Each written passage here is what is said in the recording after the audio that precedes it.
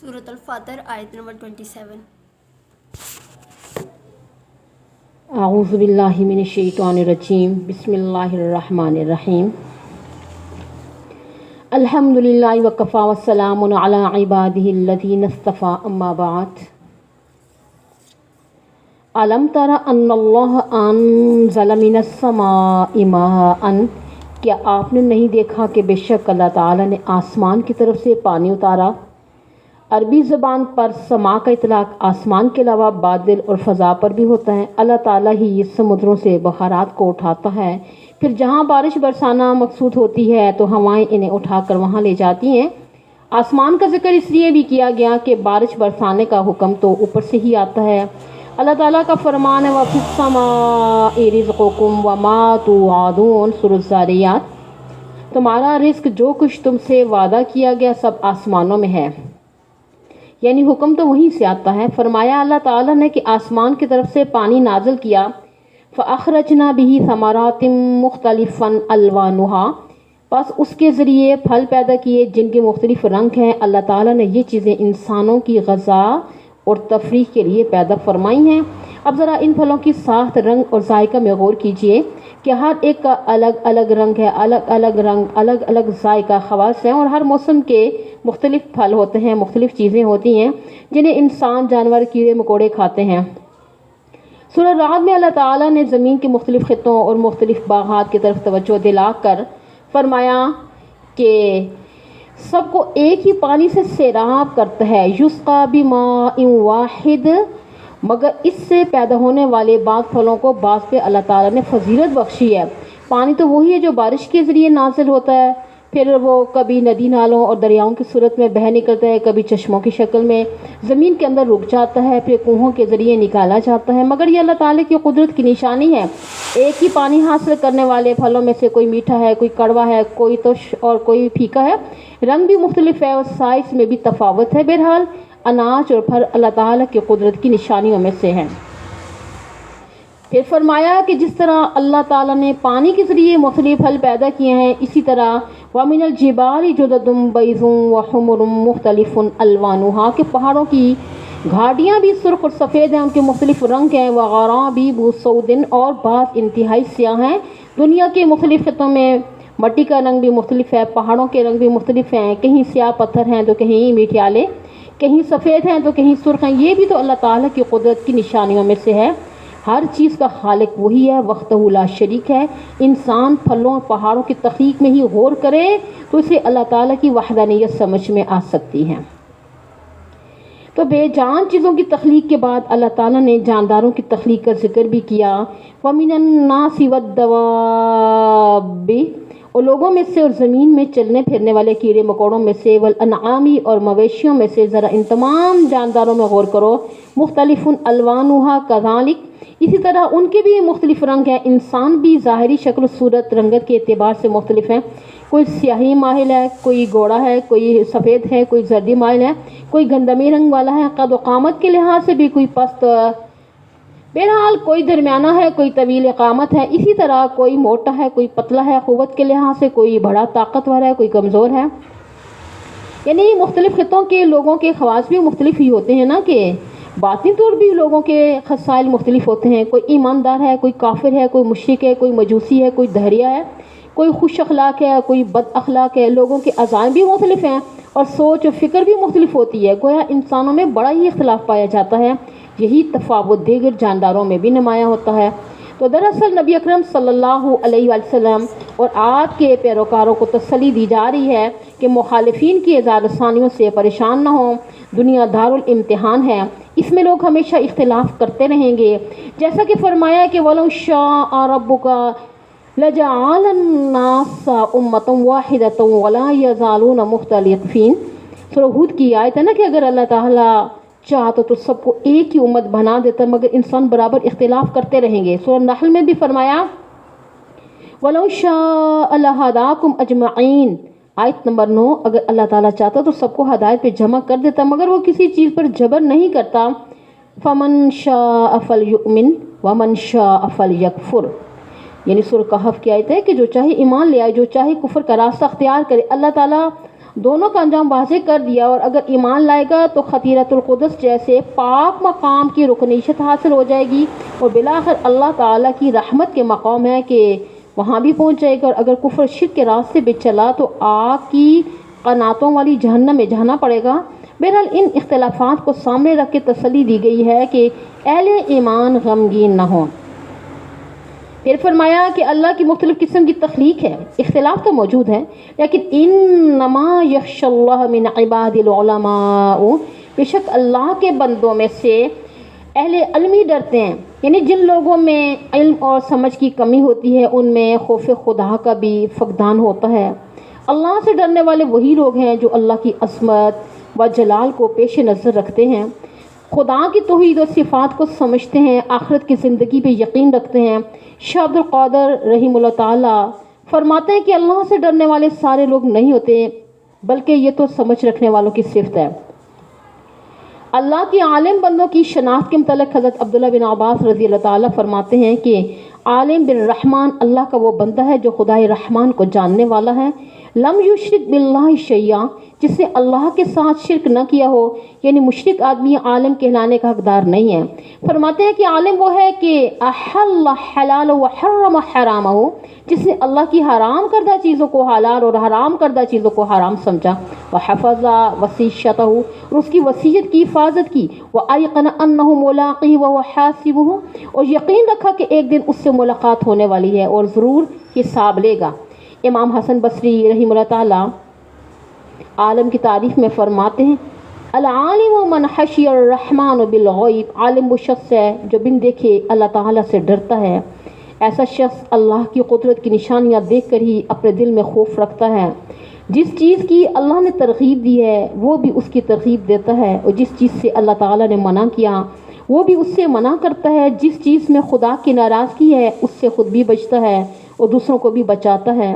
حضرت عبداللہ بن مسعود رضی اللہ تعالیٰ سے علم کی تعریف اس طرح منقول ہے لیس العلم بکثرت الحدیث ولکن العلم عن کثرت الخشیۃ، کہ زیادہ روایات یاد ہونا علم کی علامت نہیں بلکہ خوف خدا کی زیادتی علم کی نشانی ہے۔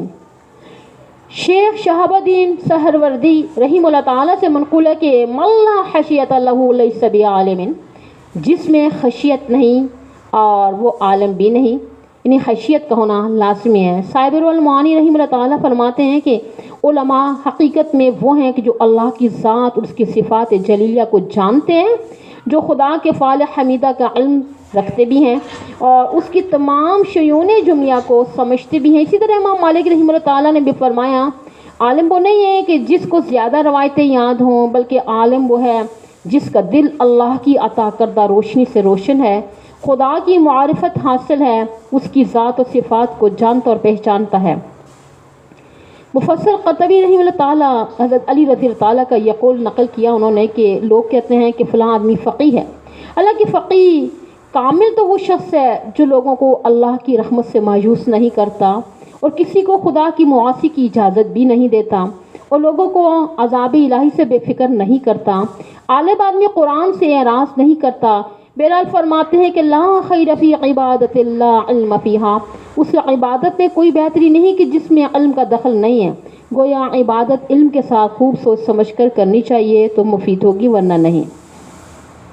خواجہ علی حجوری رحمہ اللہ تعالیٰ کا مقولہ ہے کہ المتعبد بالعلم کالحمار فی طاحنہ، کہ بغیر علم کی عبادت کرنے والا خراس کے گدھے کی طرح ہے، وہ جانتا ہی نہیں ہے کیونکہ چکر کاٹتا ہے۔ اسی طرح بے علم کی حالت ہے کہ بغیر سمجھ کے علم درست نہیں، اور سمجھ میں ضروری چیز ایمان ہے جس کے بغیر کوئی عبادت قابل قبول نہیں۔ خدا کی توحید، اس کی صفات، عالم برزخ، آخرت کے منازل وغیرہ سب ضروری چیزیں ہیں جن کے متعلق عالم کو علم ہونا چاہیے۔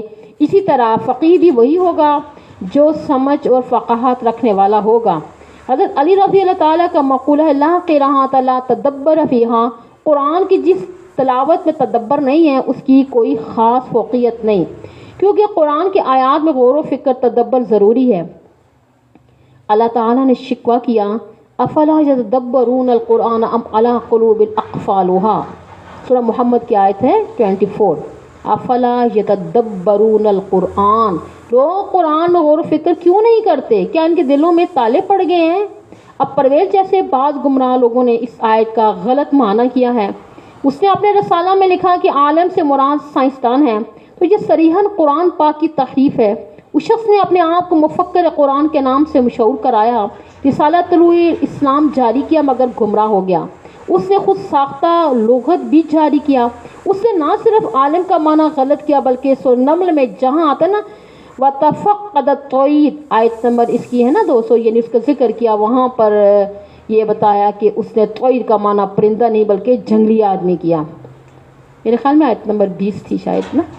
اور اللہ تعالیٰ کا معنی قانون کیا اور حور عین سے پاکیزہ فکر مراد لی ہے۔ اس نے اہل کا معنی اونٹ کی بجائے بادل بھی کیا۔ اسی طرح اس نے علماء سے مراد سائنسدان لیا، اگرچہ سائنس بھی ایک علم یا فن کا شعبہ ہے جس کے ذریعے تجربات حاصل کیے جاتے ہیں۔ فزکس، کیمسٹری، باٹنی، فلکیات وغیرہ اس کی بہت سی شاخیں ہیں، مگر عالم سے مراد میں سائنسدان لینا تو بالکل ہی غلط ہے۔ سائنسدان تو مومن، کافر، دہریے بھی ہے، ٹھیک ہے، مگر وہ عالم نہیں کہلا سکتے۔ عالم بندہ سے قرآن کی مراد ایسا شخص ہے جسے اللہ کی توحید، اس کی صفات، ذات، احکام، آخرت کا علم حاصل ہے۔ اسی علم کے مطابق وہ عامل بھی ہے، اور عالم کے لیے تو عقیدے کی درستگی ضروری ہے جو غیر مسلموں میں نہیں پائی جاتی، لہٰذا وہ عالم کہلانے کی حقدار نہیں ہو سکتے۔ اب عالم کا مطلب آپ کو سمجھ میں آیا؟ ٹھیک ہے۔ فرمایا اللہ کے بندوں میں سے اہل علم ہی یعنی اس سے ڈرتے ہیں، اور ان اللہ عزیز غفور، بے شک اللہ تعالیٰ زبردست ہے، جب وہ کسی سرکش کو پکڑتا ہے تو پھر چھوڑتا نہیں ہے، وہ غفور بھی ہے، توبہ کرنے پر گناہ گاروں کو معاف بھی کر دیتا ہے۔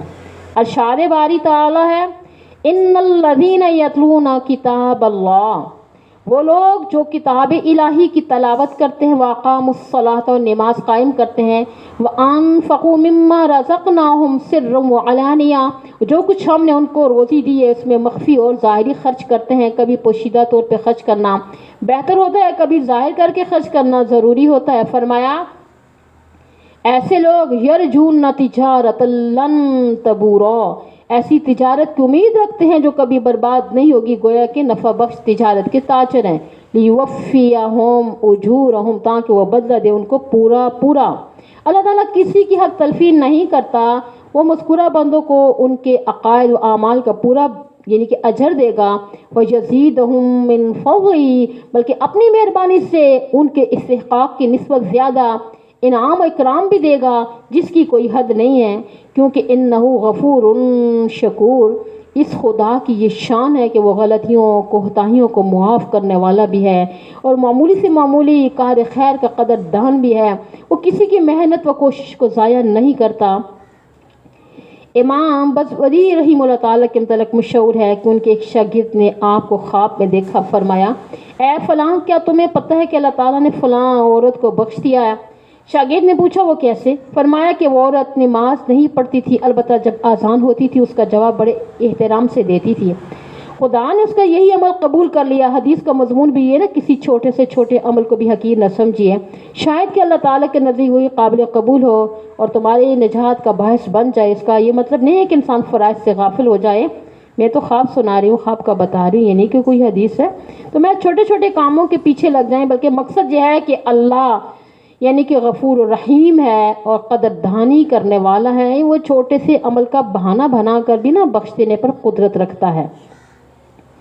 آگے قرآن پاک کی حقانیت کا ذکر ہے کہ والذی اوحینا الیک من الکتاب هو الحق، ہم نے آپ کی طرف کتاب میں جو وحی کی ہے وہ برحق ہے، یعنی اللہ نے قرآن کی حقانیت و صداقت پر مہر تصدیق ثبت کر دیا ہے، اور ساتھ یہ بھی یہ کتاب مصدقا لما بین یدہ، اپنے سے پہلے کتابوں کی تصدیق کرنے والی ہے، ان میں پیدا کی گئی خرابیوں کی بھی نشاندہی کرتی ہے۔ فرمایا ان اللہ بعبادہ لخبیر بصیر، بے شک اللہ تعالیٰ اپنے بندوں کی پوری خبر رکھتا ہے، اور ہر شخص کا عقیدہ عمل اس کی نگاہ میں ہے، وہ ہر ایک کو پورا پورا بدلہ دے گا، کیوں؟